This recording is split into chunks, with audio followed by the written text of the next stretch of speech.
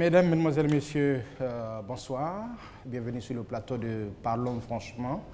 Je suis très heureux de vous retrouver après quelques mois d'interruption. Et pour cette reprise, j'ai le plaisir de recevoir aujourd'hui M. Yen Sie Yacouba, directeur général du port autonome d'Abidjan.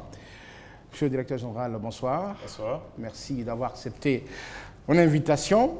Avec vous ce soir, nous allons redécouvrir un outil essentiel dans l'économie nationale, dans le développement de notre pays. Je veux parler du port autonome d'Abidjan. On dit de lui qu'il est le poumon de l'économie ivoirienne. Vous nous direz pourquoi. Nous parlerons aussi de ses projets, de ses ambitions, je veux dire les vôtres. Quel rôle compte jouer le port dans l'émergence de la Côte d'Ivoire à l'horizon 2020. Vous nous parlerez aussi de ces difficultés, car on a beau être le poumon de l'économie ivoirienne, j'imagine qu'il y a quelques difficultés. Et je n'oublie pas aussi que vous êtes le premier magistrat de la ville d'Adiaké. Nous parlerons de vos ambitions pour votre ville de naissance. Avant de développer tout cela, si vous permettez, nous allons parler un peu de vous-même. Vous êtes né en 1964 à Adiaké. Vous êtes ingénieur génie civil de formation. Après 2 années passées à Franzetti, Côte d'Ivoire, comme chef du bureau d'études et responsable des travaux, vous intégrez le port autonome d'Abidjan en 1994. C'est bien cela. Bien. Quelle responsabilité avez-vous exercée dans cette structure avant d'en prendre les commandes? Je voudrais vous remercier pour l'opportunité que vous nous donnez de parler un peu du port d'Abidjan. Mais s'agissant de moi-même, disons que j'ai été successivement ingénieur du bureau d'études, ensuite chef de service, chef de département, directeur sectoriel, avant d'arriver aux fonctions que j'occupe aujourd'hui. Mais avant d'aller à la profondeur, je voudrais aussi profiter de votre micro pour dire merci à votre ministre des tutelles, Madame la ministre de la Communication, et au directeur général de la RTI pour l'opportunité que vous faites de m'adresser aux Ivoiriens par le biais de cette mission thématique. La RTI est au service de la Côte d'Ivoire. Chaque fois que vous en éprouverez le besoin, monsieur le directeur général, nous vous ouvrirons les portes de cette société. Alors, vous êtes donc un enfant de la maison, on peut le dire, hein, depuis 1994. Vous êtes dans cette maison. Est-ce que vous pouvez nous la présenter en quelques mots, le port autonome d'Abidjan? Oui, un enfant de la maison, effectivement. Après 20 ans de port, ça ne me rajeunit pas du tout, mais ça dit aussi que je connais un peu les rouages de cette maison. Avant cela, je voudrais aussi me permettre, par le biais de votre antenne, de remercier le président de la République, son Excellence Alassane Ouattara, qui m'a fait confiance en me confiant la destinée de cette infrastructure en date du 23 décembre 2010, officiellement, même si effectivement je n'ai pris fonction en avril le 17 2011. avril 2011. Cela dit, c'est avec plaisir que vous parlerez du port, mais je voudrais déjà faire un distinguo entre le port autonome d'Abidjan et le port d'Abidjan. Le port autonome d'Abidjan, c'est une personne morale, est une administration dont le statut a évolué dans le temps. D'abord, service du ministère de la Marine. Il est devenu ensuite EPIC, établissement public à caractère industriel et commercial, pour être enfin, comme il est aujourd'hui, une société d'État.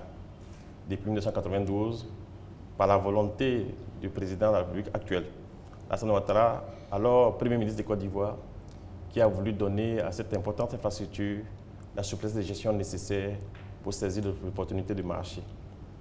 Ça, c'est le port autonome d'Abidjan. Il est doté d'un conseil d'administration. Je profite au passage pour féliciter Doyen Kanté Koli, qui en est le président, qui a été élu par ses pairs administrateurs, et il est géré au quotidien par le directeur général que je suis. Que vous êtes. Ensuite, parlons du port d'Abidjan en tant qu'espace géographique où se déroulent les activités portuaires. Ce port est né en 1950, le 23 juillet précisément, par le creusement du canal de Vredi qui a permis la liaison entre la mer et le vaste plan d'eau lagunaire ébrié, et qui a permis aux bateaux justement d'accoster dans des infrastructures qui ont été créées dans la lagune ébriée. 1950 donc naissance, inauguration en 1951 par le président François Mitterrand, alors ministre des Territoires d'Outre-mer, et depuis lors, le port a connu un développement harmonieux pour être ce qu'il est aujourd'hui. Cet espace géographique couvre environ 4000 hectares, selon le décret de 1999 délimitant l'espace portuaire. Et sur ces 4000 hectares, vous avez 800 hectares de zones industrielles la zone industrielle portuaire actuelle, vous avez 1000 hectares de plans d'eau et vous avez 2200 hectares de réserves foncières sur l'île Bolé à hauteur de 680 hectares et sur le cordon ouest à hauteur de 1500 hectares. Grosso modo, c'est cet espace portuaire-là, sur cet espace portuaire que s'exercent les activités de différents acteurs. Mais disons en passant que cette zone abrite plus de 60% des grandes industries de la Côte d'Ivoire. Si cette zone portuaire sont prélevées 85% des recettes douanières de l'État de Côte d'Ivoire. Et une bonne partie des impôts, vous imaginez 60% des industries, une bonne partie des impôts proviennent de là. Cet espace offre 40 000 emplois directs. C'est donc vous dire un peu l'importance de cette zone-là. Et peut-être vous avez parlé de poumon de l'économie ivoirienne. Je ne sais pas si le poumon c'est l'organe le plus important du corps humain, mais juste pour dire que le dynamisme et la vitalité de cette plateforme portuaire participent beaucoup à la vitalité de l'économie ivoirienne. En tout cas, les chiffres que vous venez de donner montrent qu'il mérite bien ce qualificatif de poumon de l'économie ivoirienne. Et depuis donc, décembre 2010, vous êtes le directeur général du port. Vous avez pris fonction effectivement en avril 2011. Dans quelle situation êtes-vous arrivé aux commandes donc, de cette société après la grave crise que nous avons vécue? Le port fait partie de la Côte d'Ivoire et je ne vous cache pas que à notre prise de fonction en avril 2011, le port était à l'image de la Côte d'Ivoire avec des infrastructures en forte dégradation, avec pratiquement pas de route pour travailler correctement pour les opérateurs. Donc j'ai des infrastructures en forte dégradation, donc des quais qui n'avaient pas été entretenus depuis plusieurs années.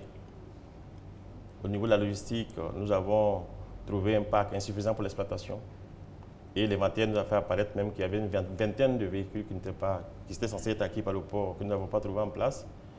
Les engins flottants, peut-être un état, je ne dirais pas de développement, mais quand même pas très disponibles.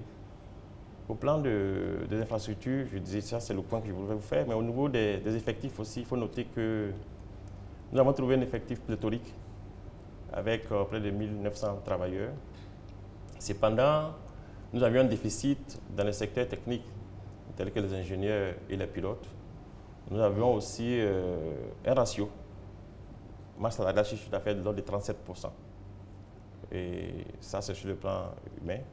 Mais aussi, on avait aussi, au niveau de l'aspect financier, trouvé une situation assez exécrable, je dirais. Et je pense que les banquiers peuvent en témoigner. Nous avons hérité d'une dette en cours et spot au niveau des banques de l'ordre de 65 milliards, d'un encours fournisseur de 14 milliards environ, et des demandes de réparation des justiciables suite à des condamnations de l'ordre de 17 milliards de francs CFA. Ça vous dit un peu quelle était la situation du port. Et le port avait à ce moment des emprunts avec des taux de 12%. On était dans une situation assez difficile. Et ça, c'est au niveau financier. Mais je dirais qu'il y avait quand même l'acquis. L'acquis, c'était qu'on avait une infrastructure qui datait de pas mal de temps et qui avait été conçue après deux schémas directeurs et qui était à la hauteur de traiter ce qu'on avait comme trafic pour nous-mêmes et pour l'Interland.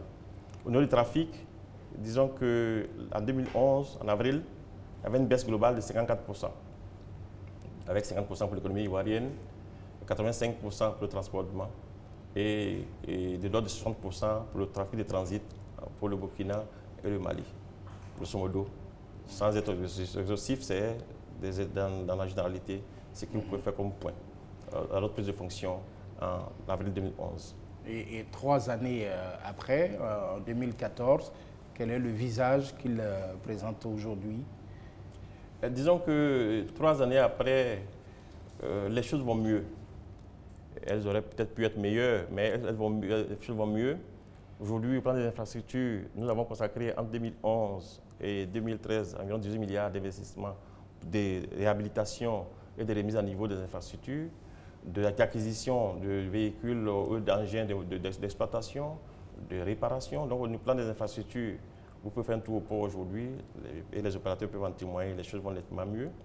Au plan des effectifs, nous sommes passés d'un effectif permanent de 1900 à 1300 aujourd'hui, en ayant cependant renforcé les secteurs qui étaient en déficit, en ayant aussi fait pris des mesures qui ont consisté à des licenciements mais des licenciements pour des personnes dont la présence dans le port n'était pas indispensable, mais aussi des personnes, une centaine, qui avaient des faux diplômes, parce que nous avons engagé un audit des diplômes qui a conduit justement à nous rendre compte qu'il y avait une centaine de personnes qui avaient des diplômes qui étaient des faux.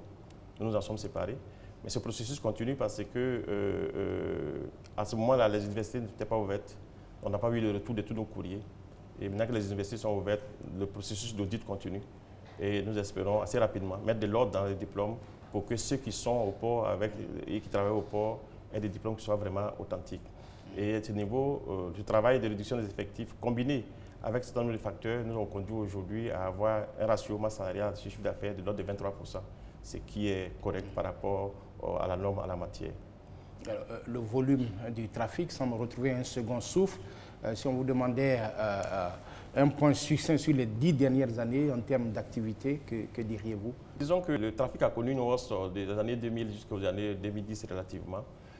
Pour connaître après une chute en 2011, vous avez raison, vous connaissez, une grave crise économique qui a fait que les pays de transit ne passaient plus par Abidjan et qui a fait que l'économie ivoirienne n'avait pas vraiment repris. Donc nous avons en 2011 eu un trafic de 17 millions de tonnes contre 22 millions de tonnes en 2010. Mais après ça, les choses ont repris. En 2012, le trafic a connu une hausse de 30% par rapport à 2011 et a permis d'atteindre le niveau de 2010 qui était de l'ordre de 22 millions de tonnes. Ça, c'est pas le plus important. Le plus important, c'est qu'en temps, les pays de l'Interland qui s'étaient détenus de port d'Abidjan sont revenus. Parce qu'il est important de souligner que si pour l'approvisionnement de l'économie ivoirienne et pour les exports de produits ivoiriens, le port d'Abidjan a un trafic captif, les pays du transit, des pays du centre littoral, le trafic de transit, donc les gens ont le choix. Un opérateur burkinabé, malien ou nigérien a le choix d'aller soit à Dakar, soit à Tema, soit à Cotonou, et s'ils choisissent soit à Lomé, mais quand ils choisissent de venir à Abidjan, ça veut dire qu'Abidjan a une plus-value. Et quelle est cette plus-value? Mais la plus-value, c'est la performance de nos infrastructures. C'est vrai que nous n'avons pas que de bonnes choses, mais nous avons de très bonnes choses. Par exemple, nous avons une forte capacité d'accueil des navires. Nous pouvons recevoir 33 navires en opération dans le port d'Abidjan. Au port d'Abidjan, le temps d'attente des navires n'est pas très long parce que le temps d'attente des navires, c'est de l'argent pour les opérateurs. Il y a une performance de la manutention qui fait que les gens peuvent décharger assez rapidement. Il y a des routes qui sont en assez bon état. Il y a un chemin de fer qui, même s'il n'est pas le meilleur du monde, existe quand même et est un atout.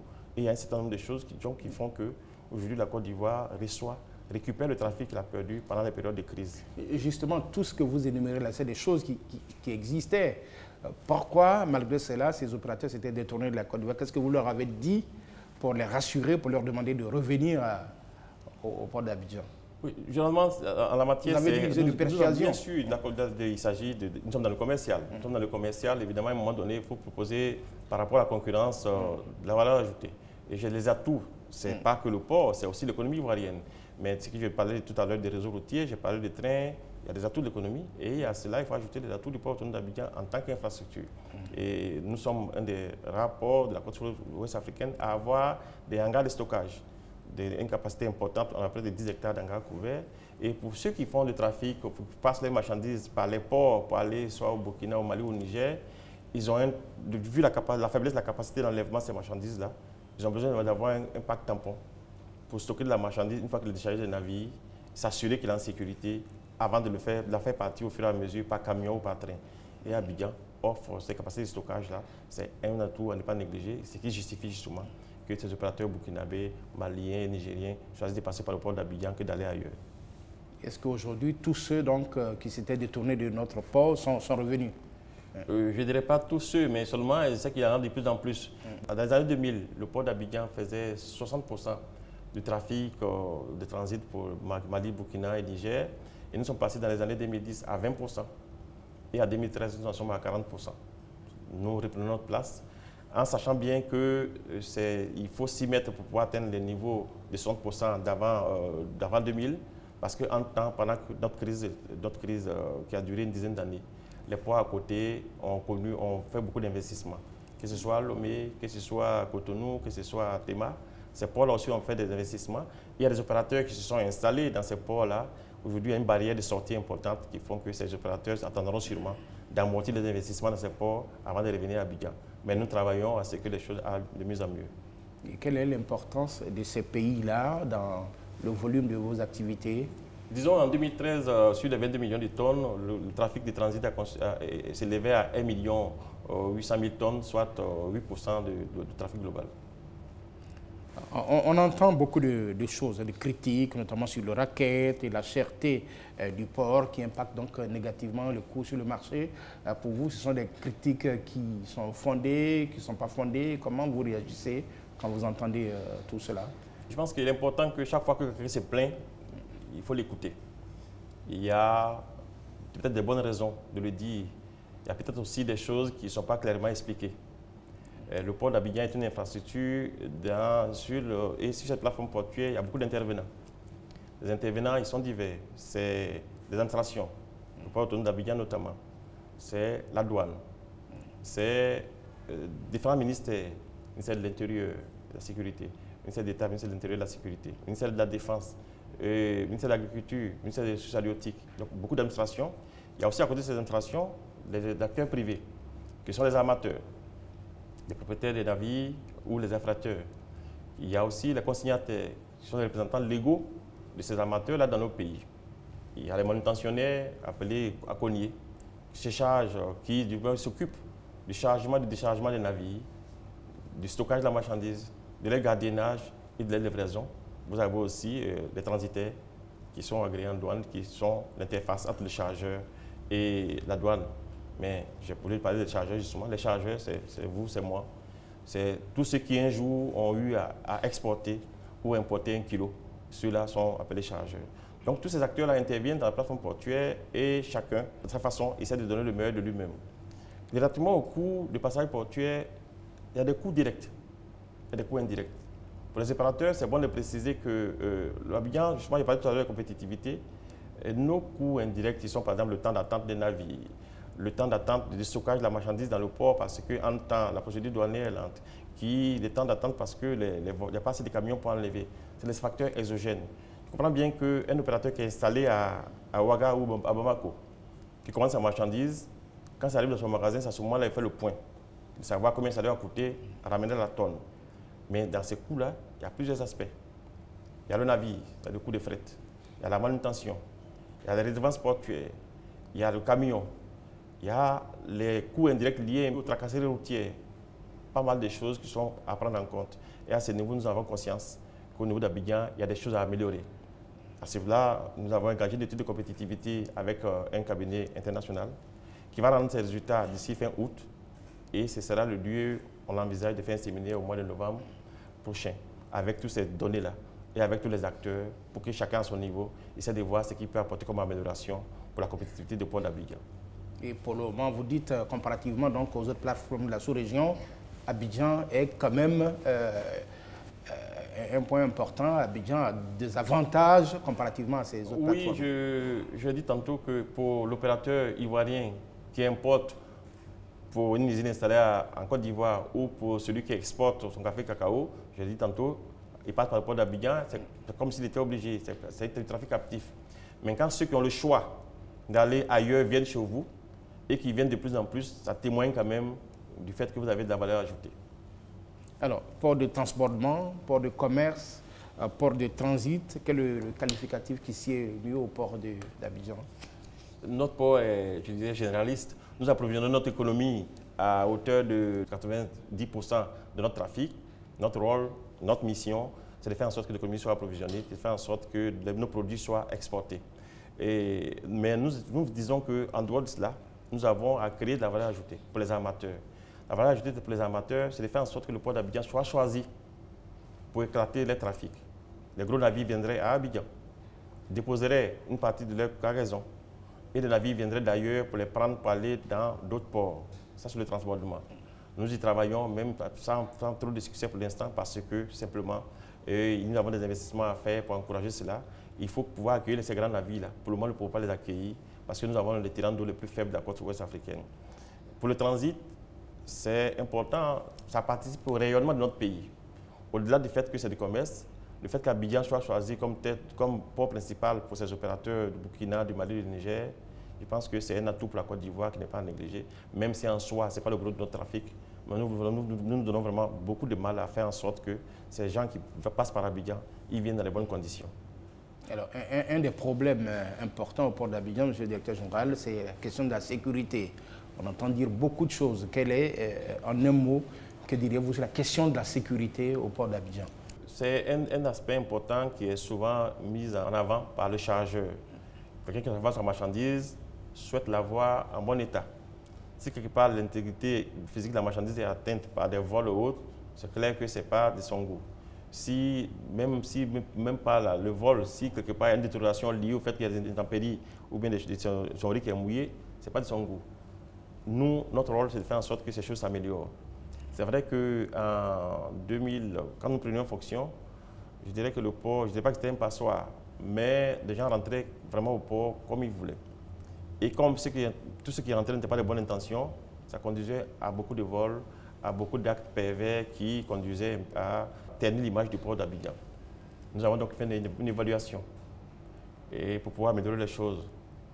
Et ça se chiffrait en milliards pour les investissements nécessaires. Parce qu'en dehors des opérateurs qui se plaignent ici, nous sommes soumis aussi au respect d'une réglementation née et renforcée suite aux attentats de 2001 aux États-Unis, qui fait qu'aujourd'hui, nos ports sont dans un code ISPS, il y a des exigences de sécurité et de sûreté. Face aux investissements à faire, et dans l'incapacité pour nous de faire ces investissements, nous avons fait l'option, avec l'accord du ministère de tutelle, de concéder la sûreté à un opérateur privé. L'État, le port gardant les prérogatives régaliennes, mais l'investissement de sûreté a été confié à un opérateur privé suite à une concession. Et c'est un investissement de l'ordre de 17 milliards qui sera fait, qui est en cours. Quand vous passez, vous verrez ce qui est en cours aujourd'hui. Il s'agit pour l'opérateur de moderniser nos accès. Aujourd'hui, vous partez prendre des tickets pour entrer au port, comme 4 accès. Bientôt, il y a 1-2 ans, ce sera des puces électroniques. Il y a ça. L'opérateur est tenu d'installer sur la plateforme portuaire environ 1500 caméras. Ce qui permettra justement, même si on n'attrape pas le gars, un fraudeur sur le coup, de pouvoir au moins l'attraper après. Il est prévu que sur le plan d'eau, qu'il y ait 3 vedettes rapides pour assurer la sûreté du plan d'eau. Et vous voyez aujourd'hui, je pense que ce que vous dites, ça a existé, peut-être de moins en moins comme ça, les choses sont en amélioration. Il y a l'aspect aussi lié aux véhicules. Et très souvent, ceux qui se plaignent, les opérateurs qui font le riz et autres. C'est la question que j'allais vous poser. Vous tous, à un moment ou à un autre, on en a été victime. Ceux qui font le riz et d'autres denrées qui sont bien demandées se plaignaient aussi parce qu'il y avait beaucoup de vols. Aujourd'hui, ceux-là ne se plaignent plus.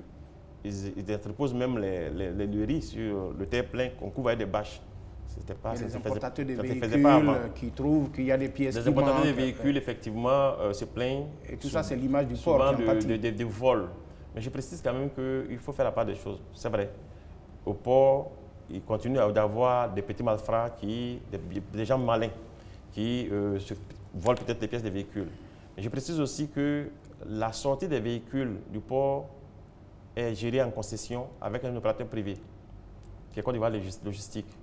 Pour ce qui est des petits vols dans le port, rassurez-vous, je pense que dans quelques temps, ce sera un mauvais souvenir avec la mise en place de toutes ces caméras-là. Dans combien de temps, monsieur le directeur général? Raisonnablement, d'ici la fin de l'année, les caméras seront totalement installées.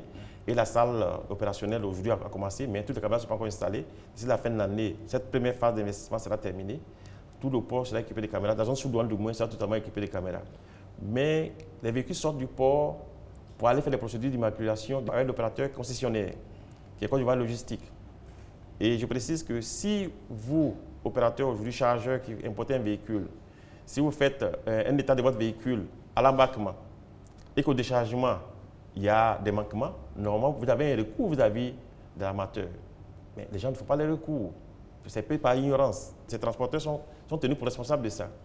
Mais si vous ne faites pas de recours, c'est tout bénéfice pour eux. Mais si vous faites un recours, ils sont tenus de vous rembourser. Ça, c'est un. Maintenant, du parc à la sortie du port jusqu'à le parc de Côte d'Ivoire Logistique, là aussi, vous faites des constats contradictoires. Si entre la sortie du port et la remise de votre véhicule, il y a encore des vols, ils sont tenus de rembourser. Les gens ne le savent pas, mais le cahier de charge le prévoit. Et pour ceux qui sont pleins, il peut donner un témoignage comme quoi que le Côte d'Ivoire Logistique a remboursé.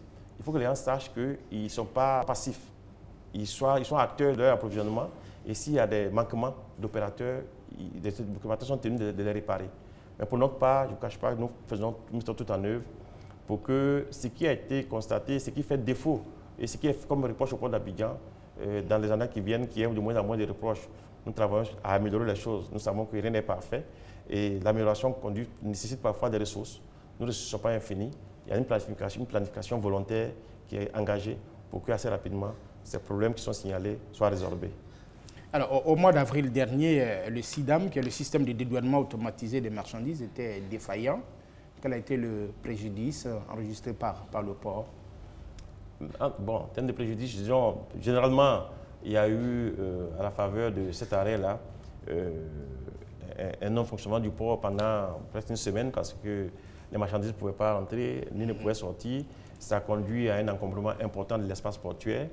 Et assez rapidement, je voudrais à cela féliciter les autorités douanières qui ont réagi et qui ont permis de pouvoir juguler cette situation-là et de travailler. Ils ont travaillé ensuite jusqu'à des heures un peu indues pour pouvoir permettre de sortir de toutes ces marchandises du port. Je pense qu'aujourd'hui, c'est un mauvais souvenir, mais en plus, c'est une plus-value qui a été apportée au SIDAM 2. La procédure douanière de dédouanement des marchandises qui était à la phase 1 a été améliorée. Donc, je disais que c'est un mal pour un bien. Aujourd'hui, les choses vont bien. Aujourd'hui, on est à l'abri d'une telle situation? Non, je ne suis pas l'administration douanière, je ne pourrais pas vous le dire, mais je pense que, comme toute administration, ils ont dû tirer les leçons de cette situation-là. Alors, le Premier ministre Daniel Kablan-Denkan a lancé le 16 juin dernier les travaux de modernisation du port de pêche. Alors, en quoi cela va-t-il consister? Disons que ce projet est l'un des projets justement que nous avons initié suite au diagnostic de notre situation concurrentielle par rapport à notre environnement. Et dites-vous bien qu'au port d'Abidjan, on ne l'a pas dit d'entrée, mais nous avons beaucoup d'atouts. Nous l'avons signalé tout à l'heure. Nous avons un trafic intéressant. Nous faisons 21 500 000 tonnes, alors que les autres en font le port suivant dans la sous-région en fait 10. Mais nous ne sommes pas les meilleurs en termes d'infrastructure. En termes d'infrastructure, aujourd'hui, le port d'Abidjan est, je dirais, le dernier de la classe. Parce que les infrastructures sont faites pour accueillir les grands navires qui fréquentent les côtes. Malheureusement, les grands navires qui fréquentent les côtes ouest africaines aujourd'hui ne peuvent pas rentrer au port d'Abidjan. Nous ne pouvons pas accueillir des navires avec des tirants d'eau. Les tirants d'eau étant les parties immergées du navire, de plus de 11,50 m de tirants d'eau, je disais tantôt. Alors qu'à Dakar, vous avez 13 mètres. À Tema, vous avez 13 mètres avec des projets en cours pour être à 15 mètres à l'horizon 2017. À Lomé, vous avez 16 mètres en 2016. À Cotonou, vous avez déjà 16 mètres par un financement MCC. Ce sont des choses qui nous interpellent, qui vous interpellent. Je veux dire qu'au moment où nous faisons tout pour séduire les opérateurs économiques, il y a aussi nos voisins qui sont là, qui restent